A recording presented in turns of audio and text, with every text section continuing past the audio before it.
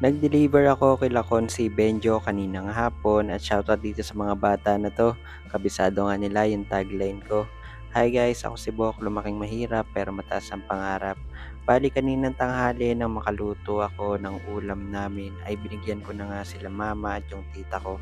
Pagkatapos ay kumain na rin ako. Sinigang na manok nga pala itong niluto ko at siyempre maasim ako magluto ng sinigang. Bumabawi nga ako sa pagkain para naman kahit puyat ay medyo nagkakalakas pa rin. Pero ay pinipili ko pa rin ang mga kinakain ko at hindi masyadong matataba yung mga inuulam ko para nang sa ganun ay hindi bumalik yung baradong ugat sa puso ko. Dahil October 2025, yun nga yung time na nawala na yung baradong ugat sa may puso ko.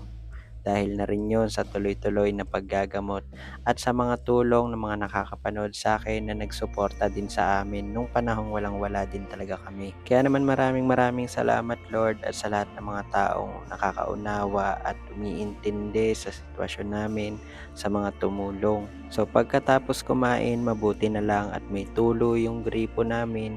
Kaya naman kahit mahina lang ay naghugas na rin ako dahil para mabawas-bawasan yung mga gawain ko. Isa lang naman yung order ng pizza ngayong araw.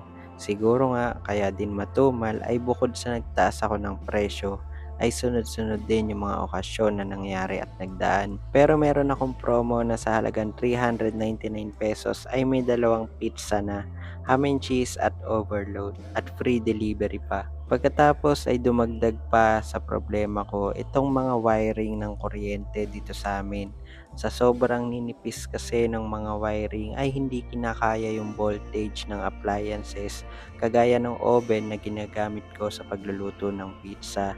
Kaya naman no choice ako kung hindi doon na lang sa gas range magluto kahit na mabagal siyang makaluto, pagtsatsagaan ko na lang hanggang sa makaipon ako ng pampagawa ng panibagong wiring para sa bahay. Heto nga pala yung ating overload pizza na talaga namang upgraded lalong-lalo na sa cheese at mga ingredients niya na sobrang dami ng toppings. 230 pesos nga pala to at ito ay i-deliver ko na kila Konsi Benjo. Kaya naman maraming salamat po at isusunod ko na lang po yung loyalty card dahil hindi ko nadala. At nang pagkatapos kong mag-deliver sa kanila ay pumunta na ako dito sa pinakamalapit na binibilhan ko ng diaper. Sa ngayon kasi ay talagang nasagad na rin ako. Kaya naman yung pinagbentahan yun na lang din yung binili ko ng diaper. Alam ko hindi naman kami pababayaan ni Lord kaya nagtitiwala at magtitiwala ako. At shoutout sa mga bata na to, nakabisado yung tagline ko. Kaya naman maraming salamat sa mga suporta at panonood nyo. Tapos ay nag-trial ako ulit dito sa bahay namin at ito nga yung kinain namin. Dahil sa gas range nga ako nagluto, ina-assurance ko yung quality na talagang magiging crispy pa rin yung texture niya. Pero sa ibabaw ay malambot at masarap talaga. O paano guys, hanggang dito na lang. Salamat po.